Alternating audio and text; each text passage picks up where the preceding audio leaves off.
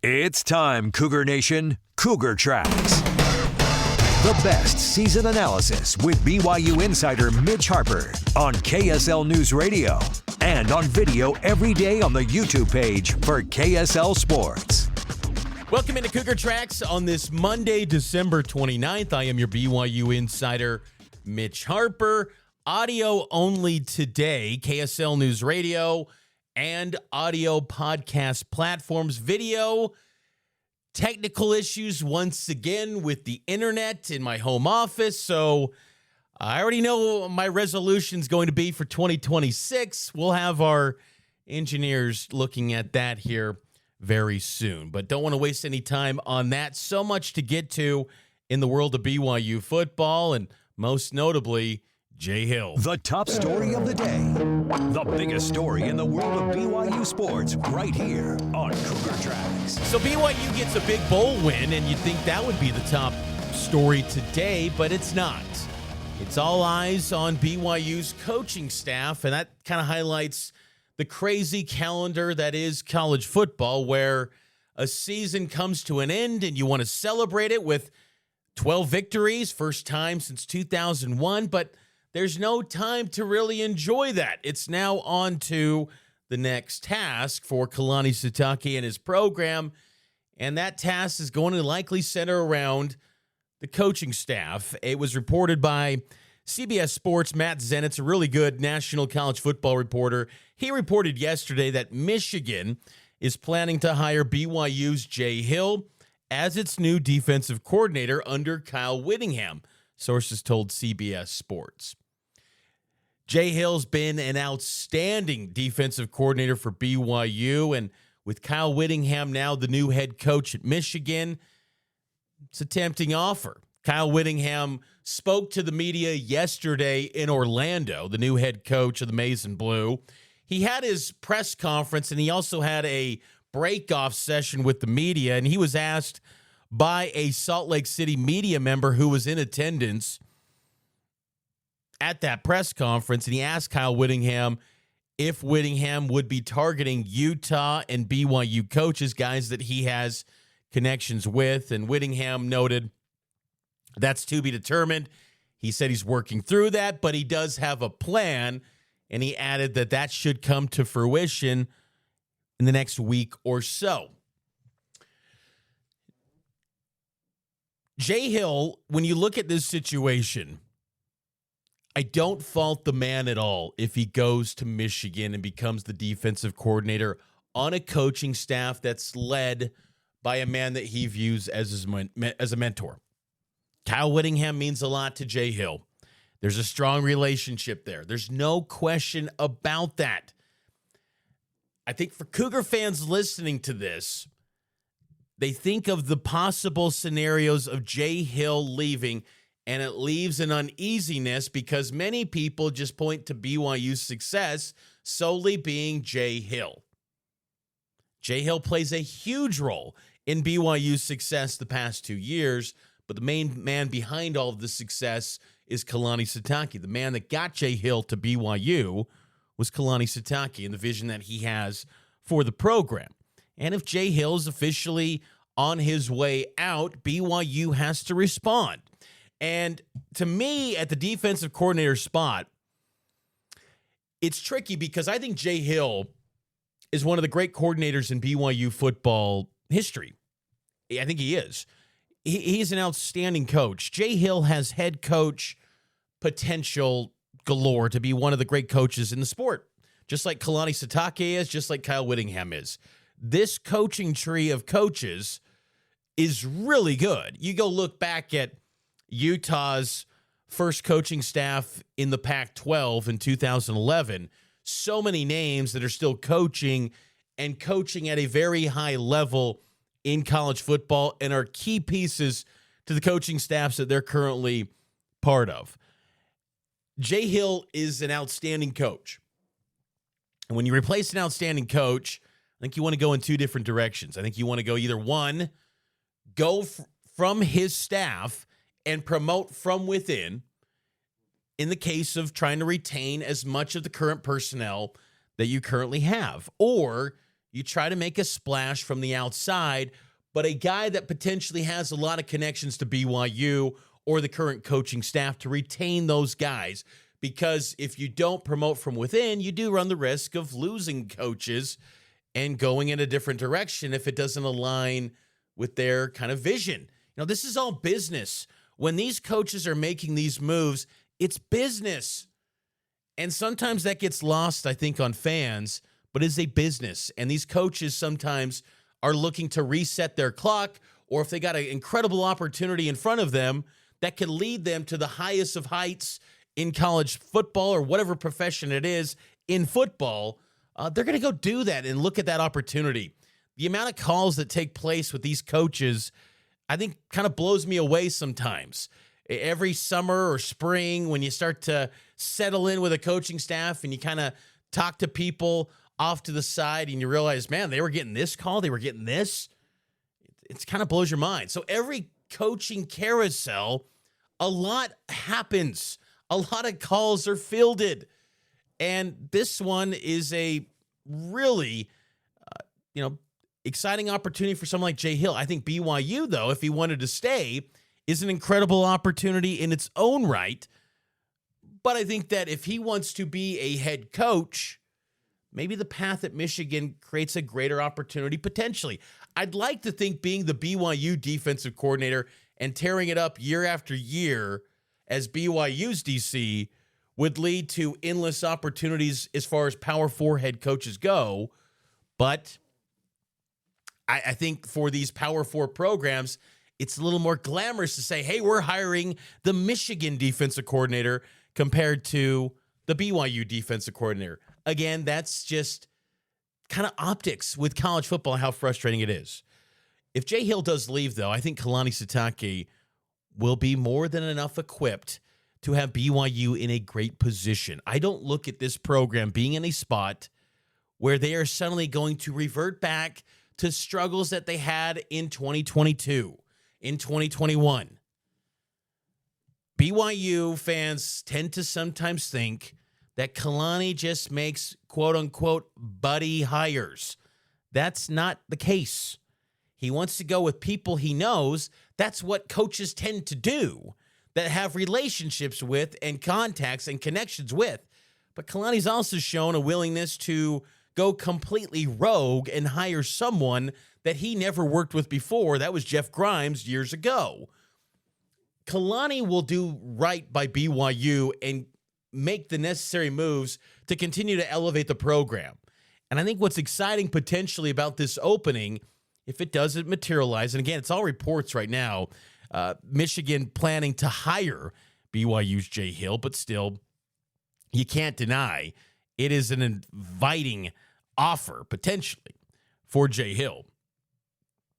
If there is an opening and Kalani has to act, I mean, I look at someone like General Guilford. I think General Guilford would make a lot of sense to me as BYU's defensive coordinator. He's been someone that's been promoted from within Jay Hill's staff since Jay Hill got to BYU in 2023. You'd look at Gary Anderson, Justin Enna, Kelly Papinga. There are talented coaches on BYU's coaching staff.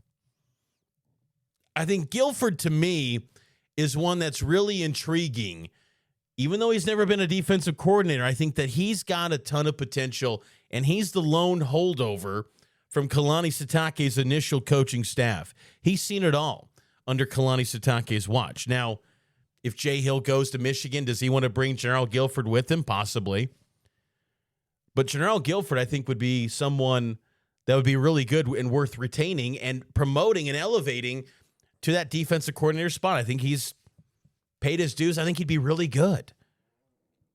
There's also the outside pool, too.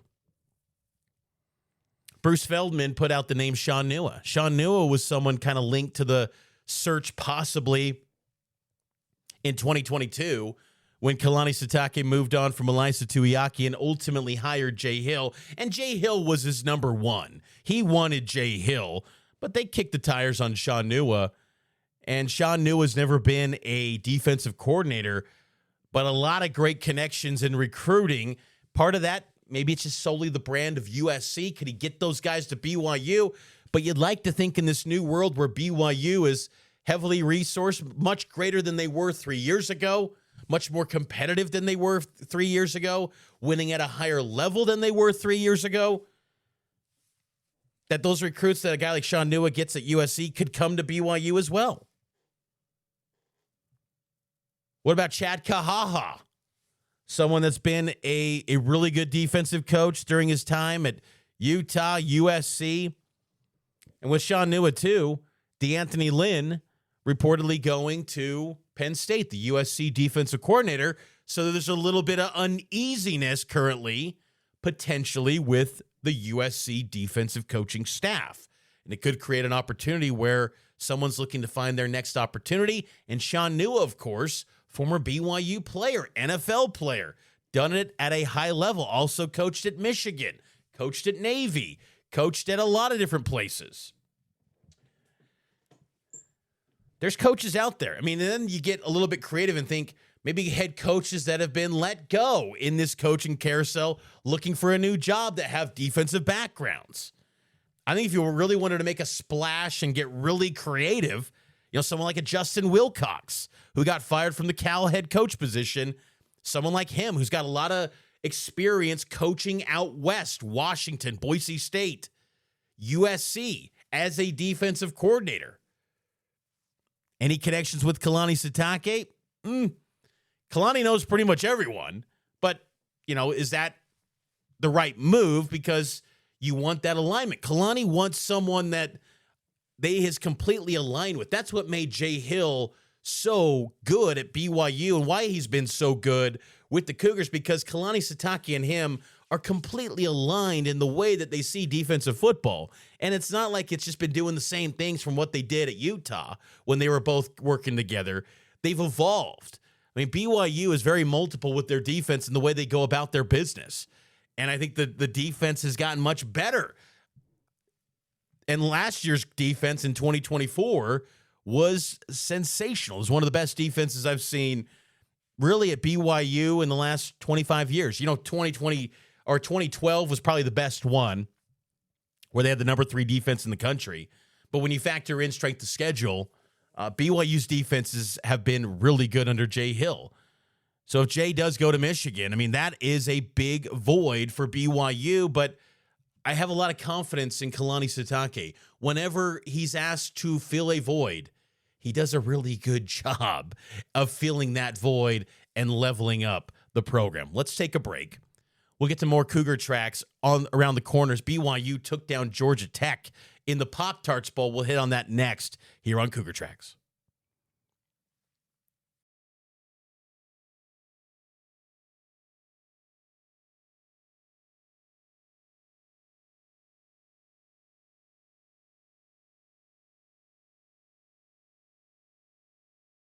Welcome back into Cougar Tracks here on KSL News Radio and available on podcast forms, typically also on KSL Sports YouTube, but today had a little bit of technical issues. BYU football finished the 2025 season at 12-2.